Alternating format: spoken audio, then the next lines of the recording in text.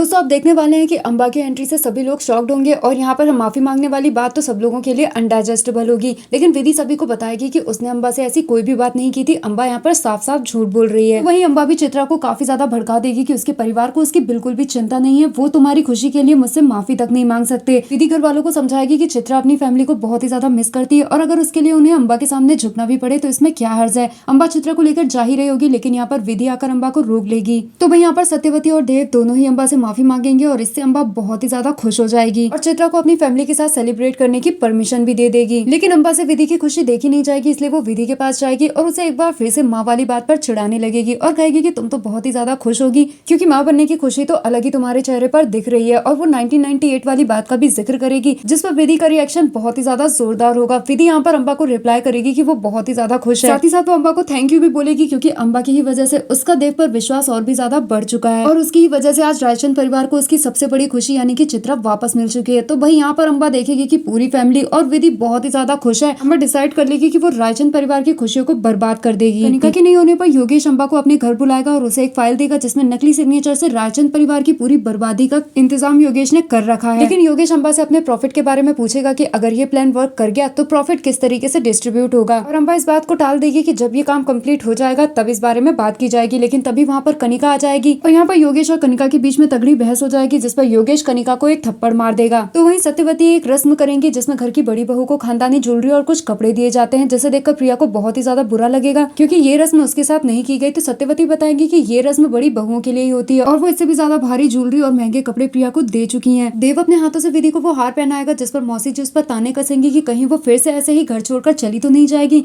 तो यहाँ पर देव विधि का साइड लेगा और बताएगा कि विधि घर छोड़कर नहीं गई थी बल्कि देव की परमिशन से गई थी और अगर मौसी जी अपने छोटों से अपने लिए मान की उम्मीद करती हैं तो उन्हें सबसे पहले छोटों को मान देना भी आना चाहिए। तो दोस्तों क्विक रिव्यू में इतना ही। वीडियो अच्छा लगा तो एक लाइक जरूर दें। Thanks for watching.